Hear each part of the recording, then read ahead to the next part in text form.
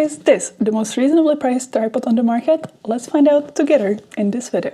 Hello everybody and welcome back to my channel. My name is Tereza and today I'll be unboxing this baby, the Rollei C5i tripod. My goal for this year is to publish more videos more regularly, so instead of doing that, I've been buying a lot of gadgets, just like this one. So let's have a look what all we get inside of the package, how does the whole setup work. I'm mostly looking for something which will be easy to use, hassle-free, and which will be compatible with a phone by using this mount, for example.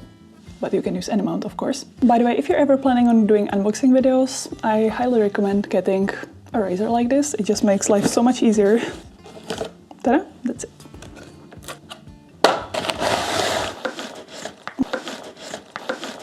Here we have the tripod itself, nothing else left in the box, other than a little user manual. So this tripod comes in this travel pouch, which you can easily wear however you like. For example, like this. Not that I would ever actually do that, but you can. It's quite nice, compact. There's a lot of space inside, so it's probably going to be easy to take it in and out. And ta-da! This is the tripod itself. There's only two things in the pouch, which makes things very easy. The tripod and a little pouch with the Allen keys or whatever else accessories inside. This is the tripod in all its beauty. First impressions, of course, without having used it yet. It's very nice quality, very nice matte black color. All the parts seem sturdy. I mean, it is not the lightest tripod either. This is the aluminum version, by the way. It still doesn't feel super heavy, but honestly, I do not plan to travel with this way too much, so that is not my main priority. And to set it up, take down the legs just like that, and you have a tripod. So that's easy enough. Let's first talk about the legs. So to set up the angle of the legs, or the width of the stance, whatever you want to call it, you just press down on the little Rollei part. It's not the easiest thing to do while levitating and multitasking, but I promise this is pretty easy to do in real life. So you just lift this up, set up the angle, and whenever you're ready, you just drop it and it's gonna click into that position. You won't be able to move it further than that. The bottom part of the legs work on a twist and turn kind of basis. So if you wanna loosen up each individual part, all you gotta do is turn this upper part. So to lock it, I turn it anti-clockwise, and to loosen it up, I turn it clockwise. The C5i has three extendable parts of the leg, which takes you all the way up to like 149 centimeters, if I remember correctly. So it really goes quite far. And this is very easy to navigate even with just one hand, as you can see right now. This is very, very easy to navigate, so be like that. This is just about everything you can do with the legs. I mean, height, width. That's it. Let's now move on to this part. To set up the height of the main leg right here, you use this twisting wheel. And again, if you turn it anti-clockwise, you will loosen it and you can set it up.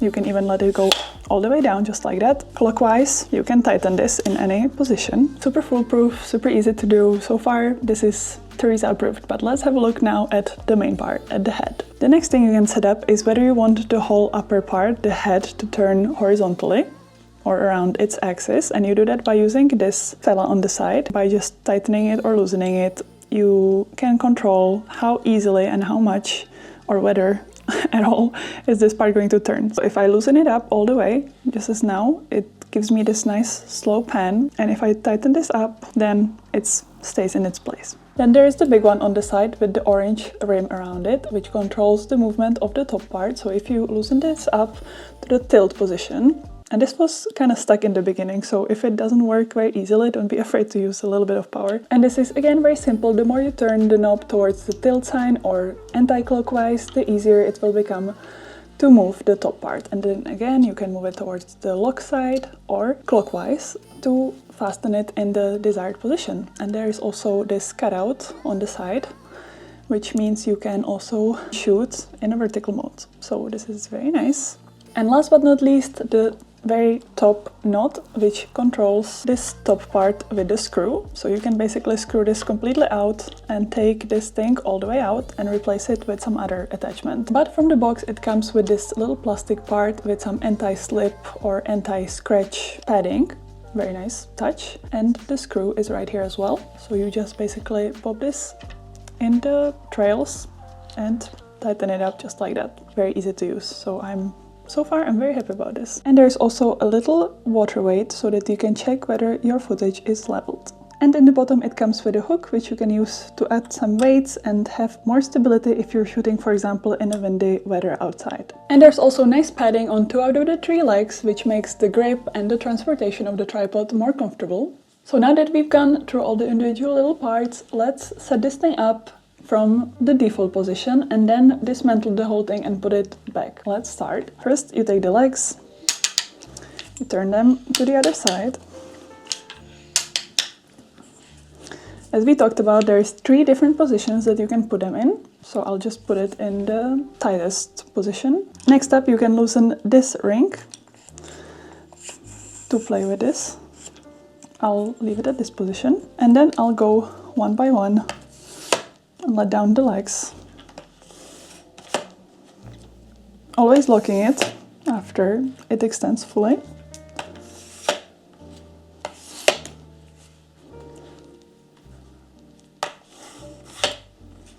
Right now 2 out of the 3 are fully extended. I will not... Actually, let me do all of them. Why not? We only live once, right? So right now the tripod is in a fully extended position, as you can see. We already went through this. You can set up all these other little parts. For now I'll just leave it as is. And now to go from the fully extended tripod back to its packaged version, we will start again with the legs. Always unlocking and locking it back up. Putting it away is definitely a little bit more complicated than extending it, but I'm sure it gets better with practice. And now to be easily able to fold the tripod back to its original position, travel position, you actually have to extend this vertical part all the way out. Otherwise, it's not going to fold easily. So let's do that first. Lock it. And then you always just take the little lever with the Rollei logo. And one by one, you fold the legs, just like that. And ta-da! The tripod is fully folded. A fun part about this tripod is also the fact that you can make it into a monopod, so let's try to figure out how to do that. You want to find the leg with the Rollei cushion and with this little lock sign. Then you're just going to want to spin it in the direction of the unlocking. Just like that. You're going to twist it out. Came off very easily, as you can see. Then we want to find this side knob on the head and loosen it all the way up. Then we want to take the head and also screw it out, just like that. We will also screw out this part, just like that. Again, comes off very easily. At that point we can put all this part aside, and now we take this individual leg, we screw this part in, screw on the head, and we have a monopod, just like that. I'll quickly dismantle this and we'll try attaching iPhone and the DJI Osmo Pocket 3.